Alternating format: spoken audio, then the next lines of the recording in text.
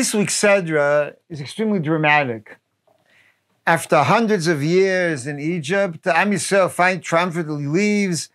They begin their march to the sea. And of course, Kriyas Yamsuf is an amazing, once-in-history event. Tremendous drama.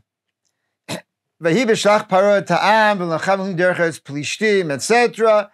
We, of course, expect to hear how they march forward, how Moshe leads them out of Egypt. But the first thing the Torah dwells upon before describing the whole drama of the chase with the Egyptians and the panic and the fear and their Mud Eish and their Mud Anan, it seems to be a relatively minor detail. Vayikach Moshe etz asmot Yosef imo ki ashbesh be'es b'nei Yisrael emor pakod yifkod elim eschem v'alisem es asmosai mizeh itchem.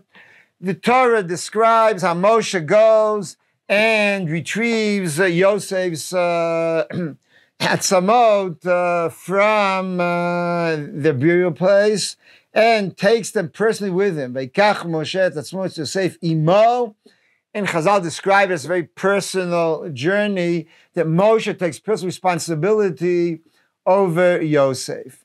And the Torah then expands and explains to us, Ki ashbeh b'nei Yisrael emor, and then the Torah does something very rare. It quotes verbatim an entire pasuk from Sefer Bereshis, Leimor, pakod yifkod Elokim etchem, v'alitem et atzmosai mizeh itchem. This is literally an exact quote from the next last pasuk of Sefer Bereshis. Obviously, it's a very important point which figures prominently here in the narrative. What's the story? And why does Moshe take such a personal interest in Yosef and Am Yisrael's obligation towards Yosef? On one level, Yosef represents Jewish history, Jewish life, and therefore also Jewish history, or if you want, Jewish existence in Galus. Chazal place a premium upon this perspective. Chazal tell us that Yosef's coffin was embedded in a pyramid. Or, according to another option, the Gemara said at the end of the first Parka Sota, it was buried in the Nile. And Moshe has to go and retrieve it, and he has problem locating or extracting Yosef's coffin. Finally, he says, it's either now or never. You come out now and you respond. And then the Gemara describes either how he's able to locate it within the pyramid or how it floats to the surface of the river. Needless to say, both the pyramid and the Nile are symbolic, are probably most symbolic of Egypt. The Egyptians wanted to take Yosef and basically to take Yosef's identity and claim it for themselves. They wanted to claim his identity. Yosef, who lived in two worlds, he lived in the world of Paro. He had a dual name. He had a dual identity. He was active for the Egyptians, but of course, Kadosh Baruch Hu sent him, and his mission is, of course, to save Am Yisrael. Yosef has his dual identity. And the Egyptians want to ensure that Yosef remains an Egyptian, that his identity will be sealed as Egyptian. And therefore, they place him, and the way the Gemara describes it, in a way that will not be, that either Am Yisrael will not be able to control his tomb, there will not be any ability to retrieve the coffin, because they want Yosef to be one of them. Just like Avram and Ephron, the debate over who will be buried where is a much more basic debate over identity, so too over here. The story of Atzmot Yosef is Am Yisrael an alien, a ger in Mitzrayim, or does Am Yisrael belong to Egypt? Are they absorbed into the culture over there? Your eternal resting place is one of the most important elements of your identity. And the Egyptians very much want to assure that Atzmot Yosef belonged in Egypt, which is exactly the reason that Yosef insists, and this is the pasuk at the end of Bereshis,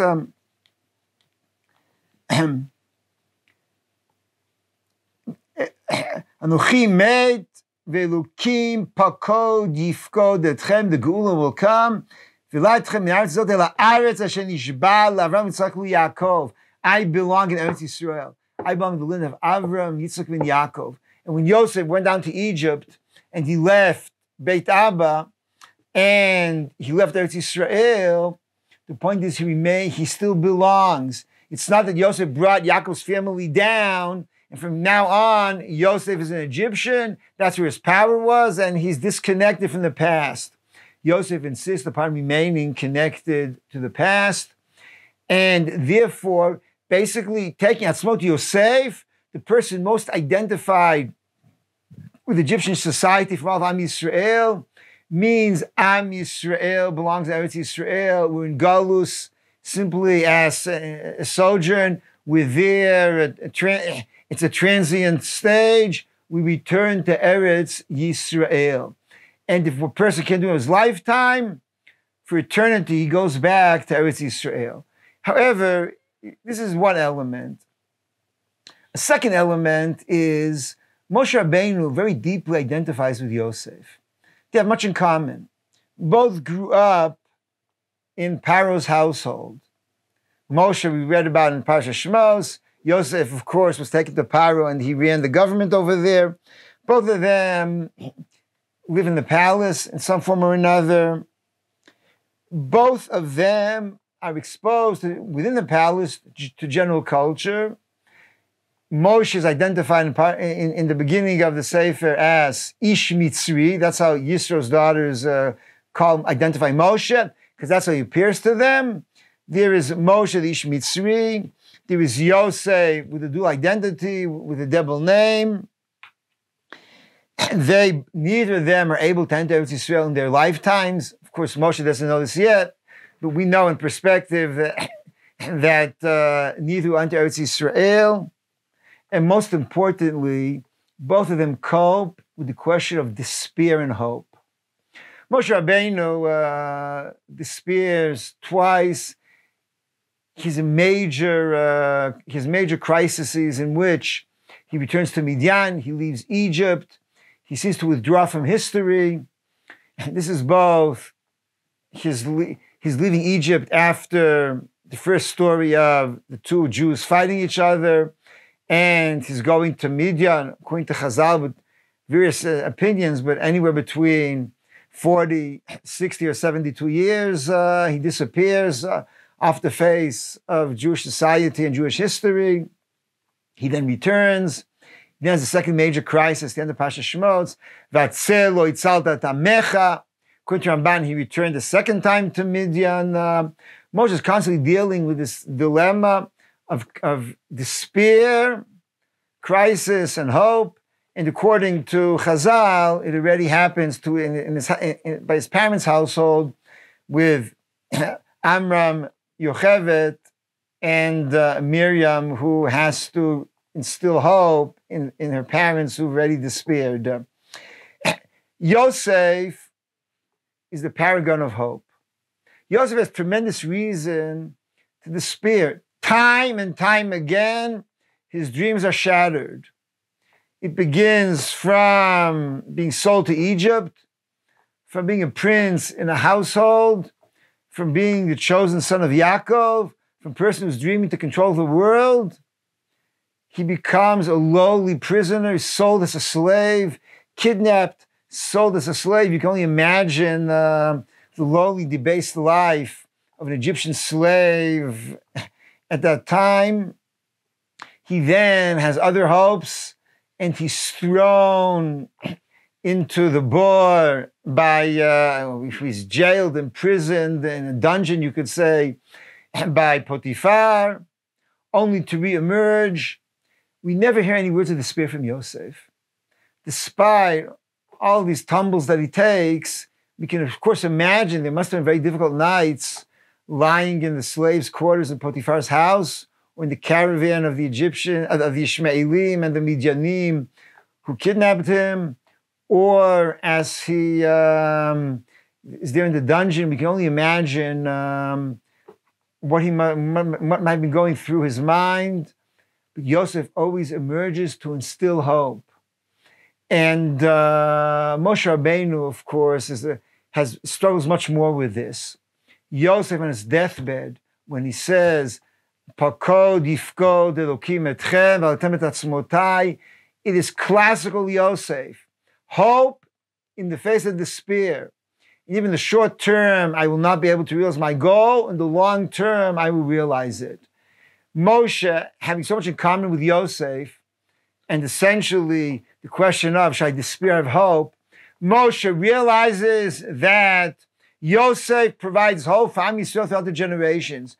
No matter how dark it is in Galus, no matter how thick the fog of Galus is, no matter if you're in the middle of the night, when you don't see any daybreak nearing, the message of Yosef is always that of hope. And it's this message that Moshe is taking with him.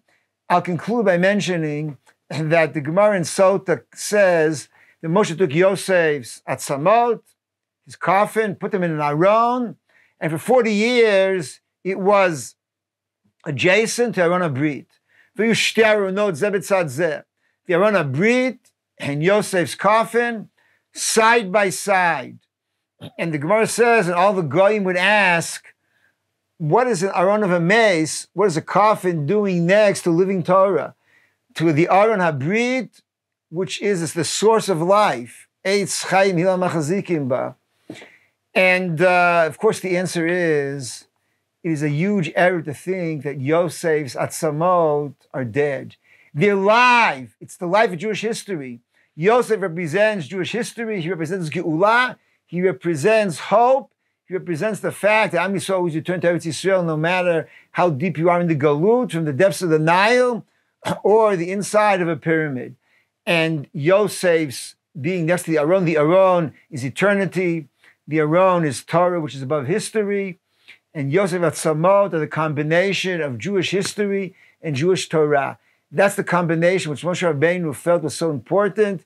That's why when they leave Egypt, they take with them the symbol of Jewish history together, who will then be combined with divine revelation and eternity, and the two go side by side.